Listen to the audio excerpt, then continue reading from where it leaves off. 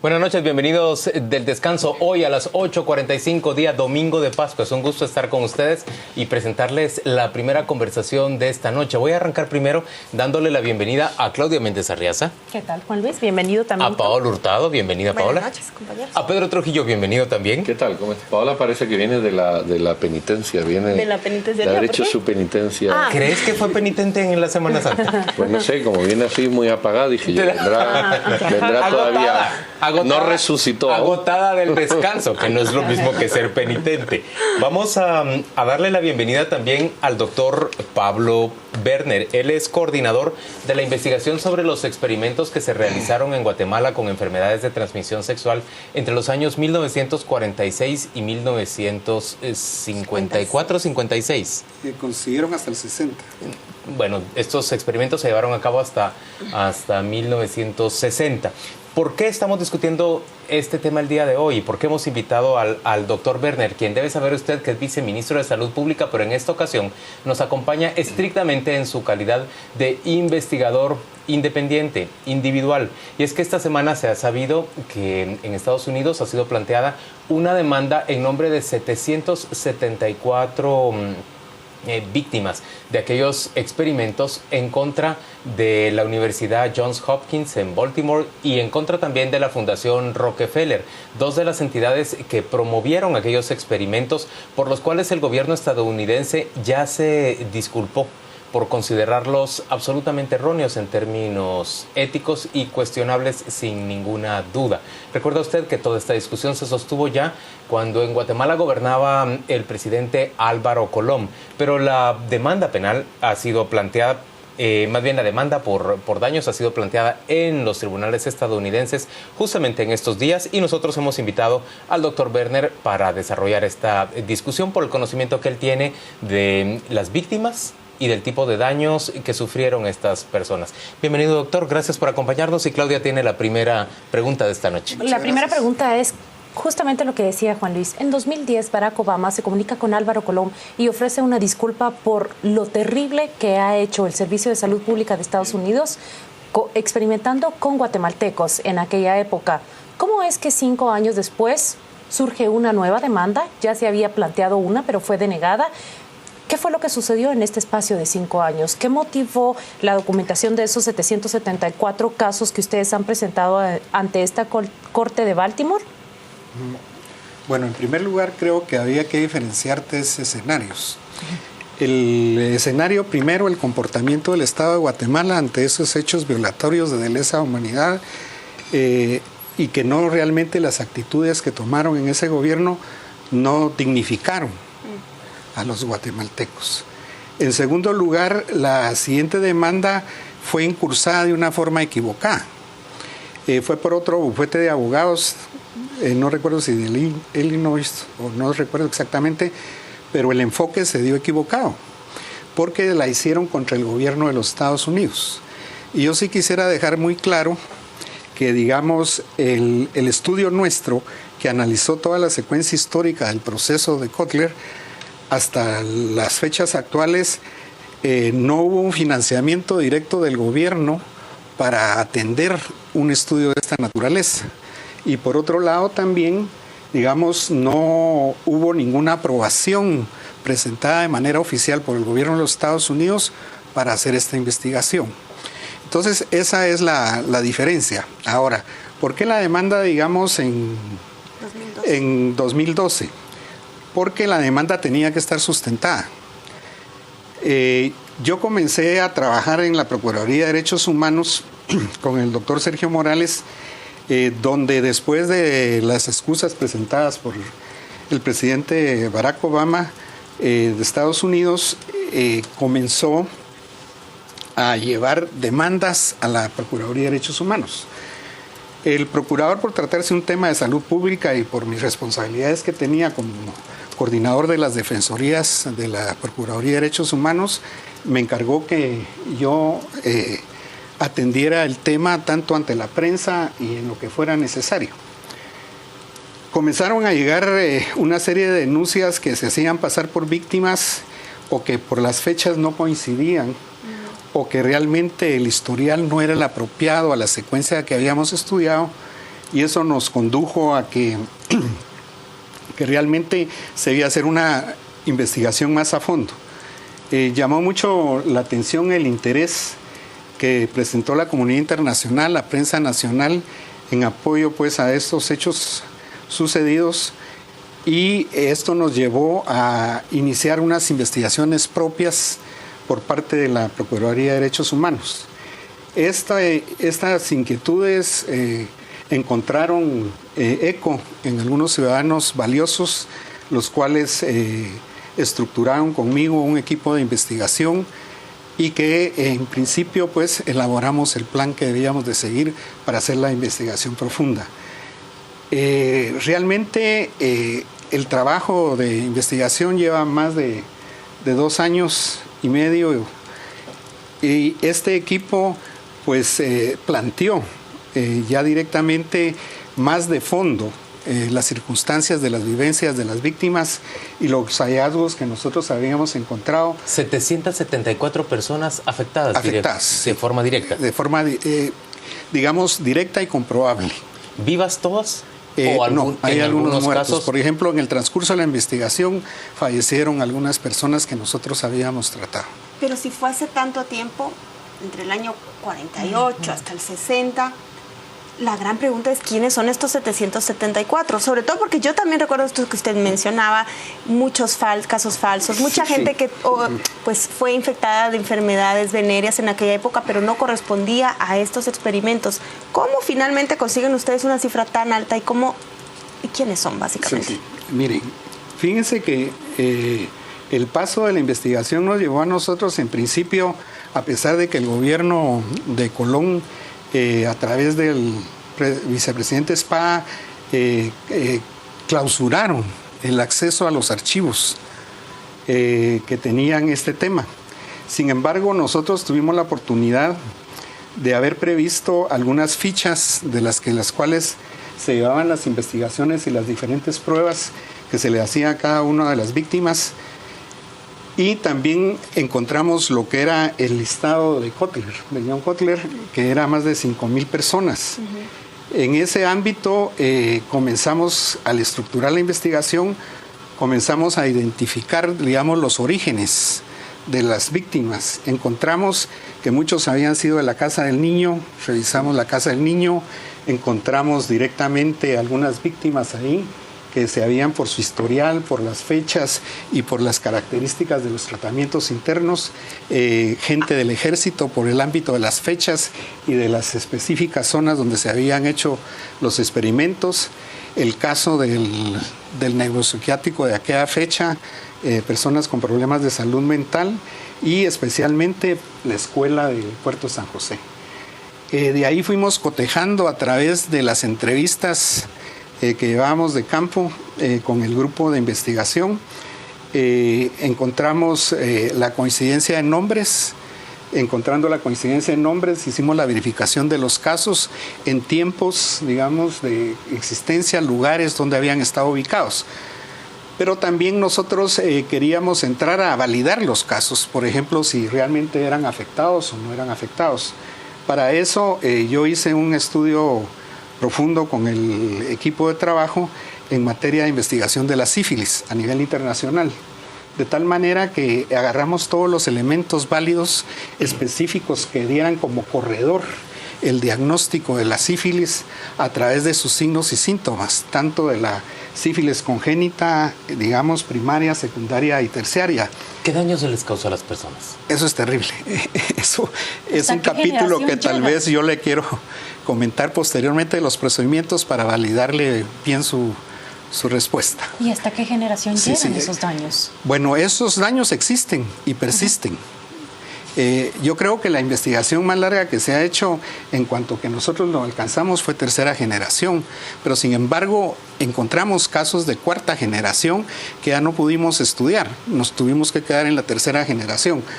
Estos daños son increíblemente patéticos, dolorosos, porque no únicamente, digamos, causan problemas, digamos, en el caso de los problemas materno-infantil, como es el prenatal, ¿verdad? El mismo embarazo, el parto, posparto, en la época neonatal del niño, y realmente los casos pues van ocasionando mortinatos, van causando muertes maternas que hemos encontrado, muertes a temprana edad, enfermedades, digamos, deformantes, enfermedades ya crónicas. Todas atribuibles a la transmisión deliberada de esta enfermedad sexual. Pablo, yo quisiera preguntarle, ¿esta demanda es penal o es económica? Porque yo veo un bufete de Estados Unidos que no entra por menos de una gran cantidad.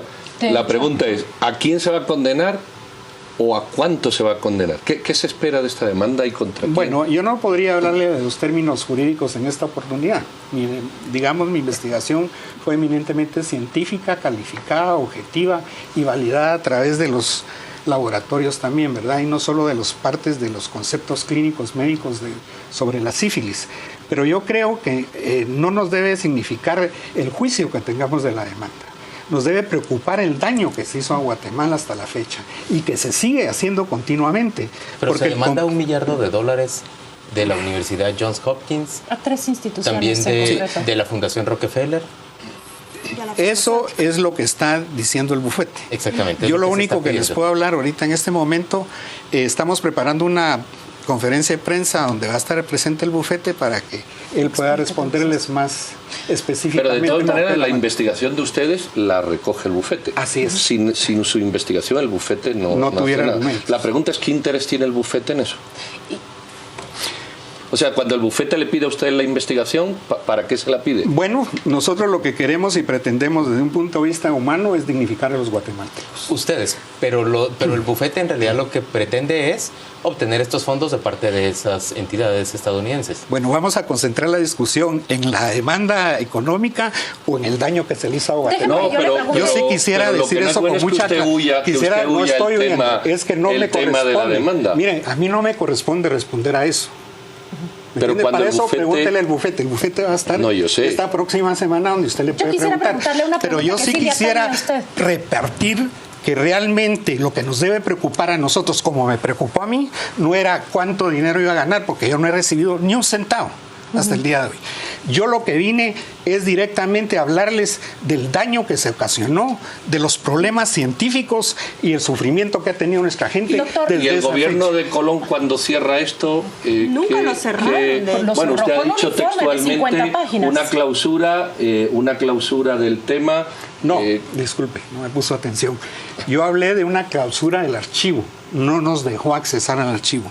Sellaron el archivo, lo metieron al diario Centroamérica y no tuvimos acceso a esa información. Recuerdo que esa razón fue dirigida la investigación por el doctor Rafael Espada. No se la podría yo decir.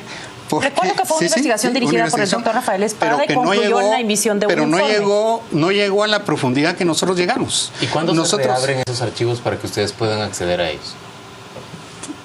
¿Con este nuevo gobierno? No hemos tenido según entiendo, ustedes lo hacen a través del archivo del doctor Cutler. Sí, del archivo del doctor Cutler con las víctimas directas. Nosotros tenemos la fuente directa, identificamos a la gente con las listas, hicimos las valoraciones médicas, hicimos los laboratorios, vimos las causales de lo que se ocurre con la sífilis en la congénita, después en segunda generación y tercera generación. Déjame preguntarle un tema que sí le atañe directamente. Ilústrenos con un caso. ¿Qué fue lo que descubrió? Usted estuvo en el campo, lo formuló y lo validó. Ilústranos uno de los casos que usted encontró y de los que más, no sé, que le haya provocado una reacción como investigador científico y que constituya parte de esos 774 que hoy forman parte de esa demanda. Miren, para comenzar, quiero decirles que la ficha, como les dije, se hizo clínica médica basada en signos y síntomas de la sífilis. Esto fue con la idea de buscar primero las víctimas directas. Fue para buscar las víctimas directas. En base a ello, nosotros encontramos a las primeras víctimas. Nosotros no queríamos hacer exámenes de sangre, no queríamos hacer ninguna otra cuestión extraordinaria que usar agujas o algún otro tipo de procedimiento, a razón de que la gente estaba timorata también de que ellos habían sido víctimas directas precisamente por esos exámenes. Nosotros nos fuimos siendo reconocidos progresivamente. Esto nos fue buscando alianzas estratégicas locales para la identificación de casos y así logramos tener. Tenemos, por ejemplo, algunas familias, yo me reservo los nombres, me van a disculpar, que encontramos a la víctima directa con los signos clásicos, digamos, de una sífilis común y corriente, ¿verdad? Pero al ver ya la familia, los hijos ya traían problemas de origen congénito, de sífilis congénita, y que fueron degenerativamente. Pero ya en la tercera generación encontramos cambios genéticos, o sea, mutaciones genéticas causadas de la sífilis. ¿A qué se refiere para que la audiencia le comprenda? Las mutaciones genéticas es de que, por ejemplo, la sífilis congénita se transmite directamente por la bacteria, la Escherichia, se pasa al niño, y entonces eso ya le deriva lo que es directamente la sífilis. Pero posteriormente el daño es tan constante y que no es percibido por la familia, permanece la Escherichia adentro, y esto permite que venga a hacer lesiones ya en las formaciones genéticas. Entonces ya hay cambios genéticos del comportamiento en la herencia. Doctor, rápidamente, yo quiero preguntar algo como conclusión de lo que usted vio.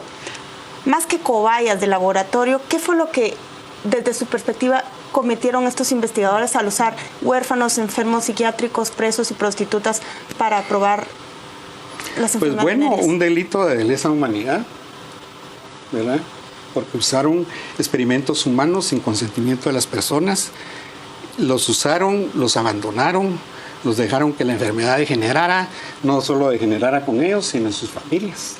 Pero doctor, teniendo toda esa evidencia delante, ¿a usted le parece que hay algo de cuestionable en que esas familias acuerpen y demanden una reparación económica en su favor? Mire, yo creo que si ellos no lo sintieran así, tal vez no una suma tan millonaria como la que se está planteando, pero sí algo que les ayudara a vivir. Estas gentes no han podido ser tratadas, muchas de ellas por escasos recursos. Ustedes conocieran las condiciones de vida. Los indígenas que viven en las montañas con esas enfermedades, malformaciones congénitas de manos, tienen que mantener sus vidas de subsistencia, ver el sufrimiento de la gente. Y el Estado de Guatemala, al enterarse de todos los daños ocurridos, pues esto fue en la época de la Revolución en Guatemala, entre 1944 y 1950 y pico. Al enterarse de todos esos daños, que en cierto modo también auspició el Estado de Guatemala, ¿no asumió ninguna responsabilidad con esas personas? No. Ninguna. ¿Y usted ve que la posibilidad de que se identifiquen a responsables vivos o la responsabilidad se diluye? Porque si hay un daño y unas personas que hay que, digamos, que ayudar o que paliar lo que usted nos ha comentado, hay la posibilidad de sí, hay personas vivas responsables de esto. También aquí en Guatemala, ¿verdad? Porque también hubo complicidad de gente de Guatemala. Doctor Berner, gracias por acompañarnos a las 8:45. Bueno, ustedes disculpen el altercado, pero realmente mi defensa va mejor en la... A mí respecto a eso solo me queda una duda en concreto. ¿Por qué le molesta discutir sobre la demanda económica cuando en términos reales es su investigación la que le permite a esta firma de abogados pues plantear esa demanda económica? Porque le da, digamos... Porque simplemente mi interés es eminentemente humano. Si fuera material estaría preocupado por cuánto van a pagar, cuánto voy a ganar, cuánto he gastado y cuánto he invertido. Pero está usted colaborando con ese esfuerzo. De que puede ser utilizado para eso también. Bueno, ese es un aporte. No, me refiero que puede ser utilizado lo que usted está diciendo para que algún grupo lo rentabilice. No, eso ya es cuestión de la conciencia del bufete, el trabajo del bufete y también lo que determinen los jueces allá, ¿verdad? Vamos a invitar también, doctora, a esos representantes del bufete para que nos acompañen a las 8:45, podamos discutir de ese Entonces tema. Yo pienso que yo puedo colaborar con ellos. La parte médica e investigación y ellos con lo de... Muchas gracias. Vamos a la pausa comercial. Les agradezco la consideración. Muy poco para discutir más sobre este tema.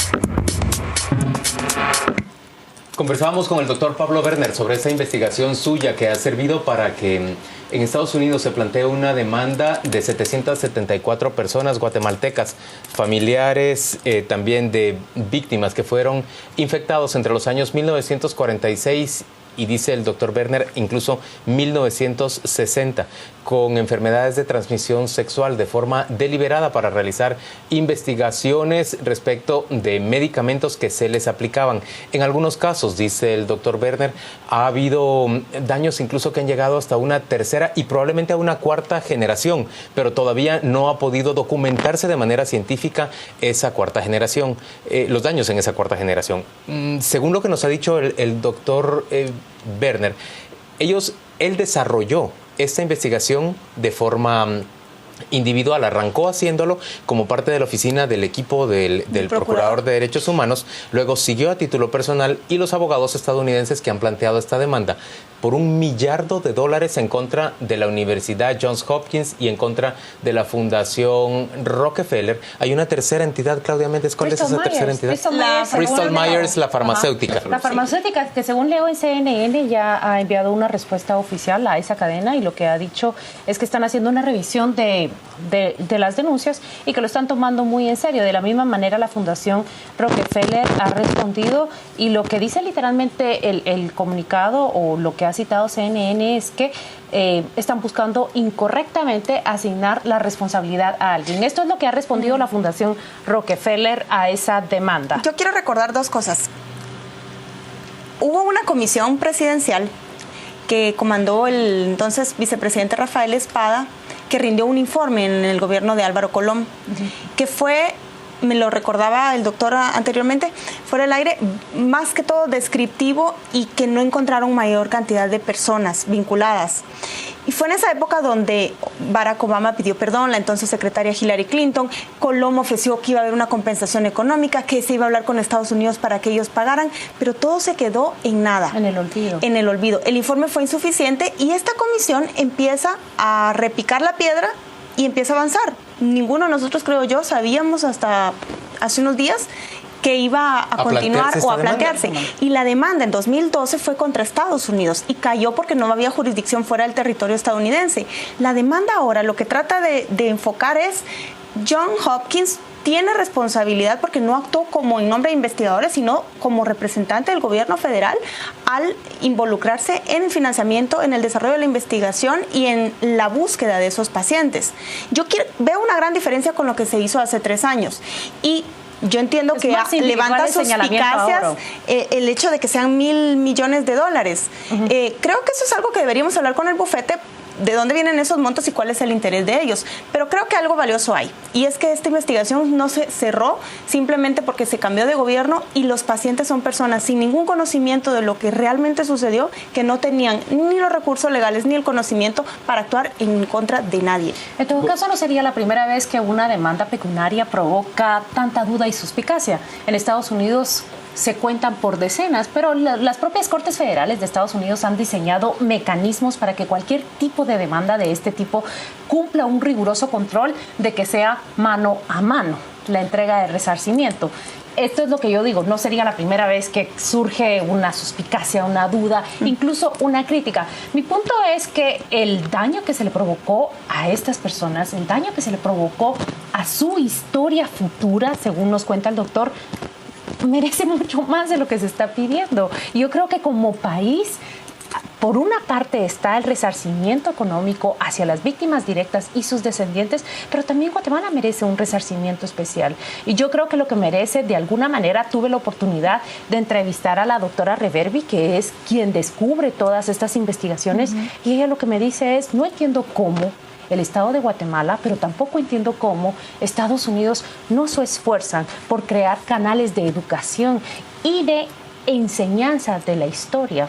El informe de Estados Unidos dista mucho del informe que emitió Guatemala. El informe de Estados Unidos es explícito, es específico y crea una base de datos de los pacientes que fueron inoculados con estas enfermedades. En cambio, el de Guatemala no pasa de ser un informe de 100 páginas y, como bien lo decías tú, insuficiente en todos sentidos. Mira, esto se da justo cuando los norteamericanos están juzgando por crímenes de guerra a los nazis.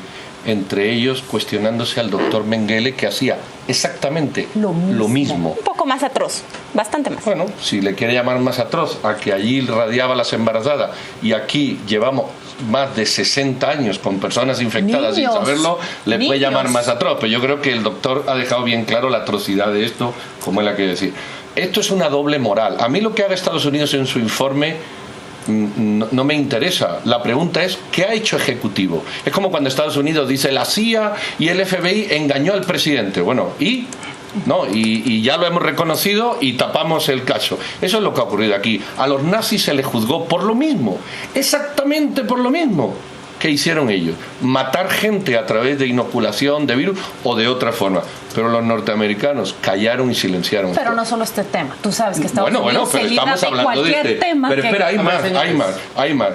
El doctor en 2 ocasiones ha dicho, el doctor Espada personalmente clausuró los archivos. Y el MP de la época, ese que condecoraban en Estados Unidos por su eficiencia, ¿qué se hizo? Nada. Y no se hizo nada porque hay componentes políticas, jurídicas y de relaciones internacionales. Y lo cerraron. Y también, eso fue lo que hicieron.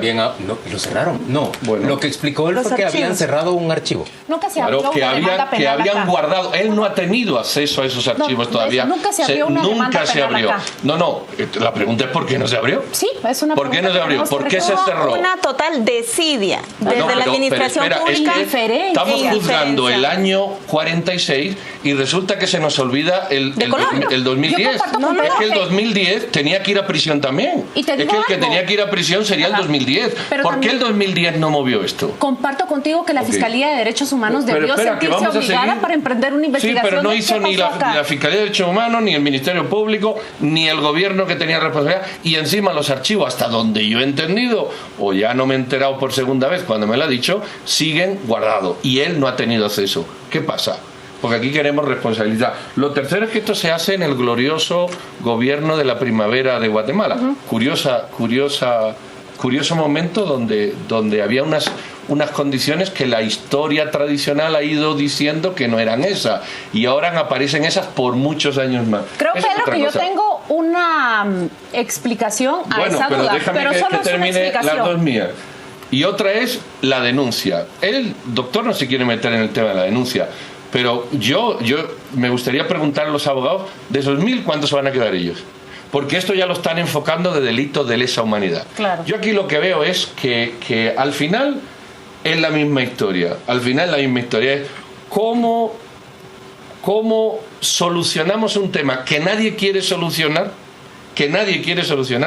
obteniendo recursos y grandilocuencias de él, pero sin entrarle a la médula. Y la médula se llama Gobierno de Colón, que fui responsable. La médula se llama responsable de esas 3 instituciones que no hicieron. Y la médula se llama responsabilidad de las autoridades públicas, pasadas y presentes, que no han hecho absolutamente. Eso también hay que depurarlo. Pero déjeme decir a mí muy breve en relación a lo que dice Pedro sobre el gobierno de Juan José Arévalo. Se han recolectado, yo he leído apenas los informes que se han emitido tanto de un gobierno como de otro, así como lecturas que se han emitido desde la investigación de la doctora Reverbi.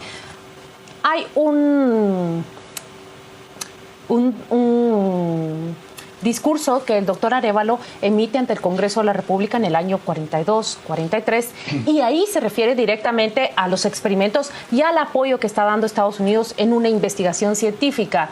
También están los apuntes del doctor Kotler, y en esos apuntes se infiere que Estados Unidos oculta información a su contraparte guatemalteca. Porque el doctor Arévalo no sabía lo que se hacía con 5.000 pero no a sus autoridades de salud, que también son responsables, que sabían que los pacientes de un psiquiátrico estaban usando... Sí, por supuesto, ver que a los niños les estaban inyectando. Miren, yo creo que tratar de llevar esto al plano político y, digamos, tratar de convertir esto en una manera de golpear a quien yo detesto políticamente o a quien yo detesto ideológicamente, en realidad es simplemente seguir con este juego tan inapropiado pero entonces darle un poquito de responsabilidad también al gobierno actual, ¿no? Sí, porque te estoy diciendo. No, es que 2012, no recuerdo que hayas mencionado el nombre del presidente Pérez Molina, y sí el de Álvaro Colón, y sí el de la Primavera Democrática. El único que ha dicho ocultó los archivos se refiere a... A mí me parece que lo que hay aquí de forma clara es una absoluta irresponsabilidad de parte del Estado guatemalteco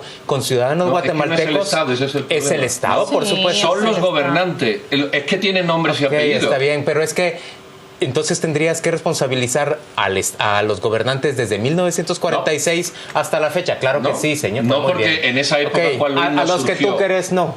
A los que te caen bien, no. Hombre, esos no. Cuando surge el tema, tú no puedes ahora sacar a gobernantes del año 60 que no conocían esto. No, o del 70. Y durante su gobierno se estaban realizando los del 46 al 60, sí. Muy bien. Pero esto se descubre en el 2000. Que el Estado guatemalteco ha sido absolutamente irresponsable con lo que ha ocurrido. Indiferente con lo que ha ocurrido frente a estas personas, desafortunadamente sin importar el signo ideológico de quien ha estado al frente del Estado guatemalteco. Es el Estado el responsable. Por el otro lado, miren, en este maravilloso modelo de mercado que se vive tanto en Estados Unidos como en Guatemala, pues en Estados Unidos es habitual que las firmas de abogados traten de sacar plata de instituciones tan sólidas como una universidad como Johns Hopkins o como la Fundación Rockefeller, por supuesto, una casa médica todavía más. Entonces, eso es parte del sistema de mercado. Eso va a ocurrir así. Ahora vamos a ver si ellos son capaces de defenderse y vamos a ver en todo caso si el Estado de Guatemala es capaz de asumir también su responsabilidad, la que le compete con sus ciudadanos. Bueno, estas personas tienen que ser reparadas y asistidas. ¿Cómo es posible? Pero la pregunta es, ¿por qué te resistes a procesar a los que no han querido hacer nada sabiendo que yo no escuché que dijera eso? Llevemos a Juan José Arevalo. ¿Por qué el bufete de abogados y el doctor no denuncian a las personas que tienen clausurados los archivos? Muy bien. ¿Por qué? Porque ellos tienen injerencia en Estados Unidos. Están denunciando a las autoridades allá, a las instituciones. A Carlos Manuel Lara. No, acá es una fase. Mira, el bufete sí. Se terminó el tiempo para discutir. Es al final un sustituto de lo que no hicieron los estados. Ese bufete con un interés económico, sí, puede ser poco ético. Que ocurre cada rato en Estados Unidos. Vamos a ir a la pausa comercial y volvemos dentro de muy poco. Ahora para discutir sobre esa decisión de Roxana Valdetti anunciada el día lunes santo de dejar de vertir esa fórmula desconocida que se estaba colocando en el lago de Amatitlán. Ya venimos.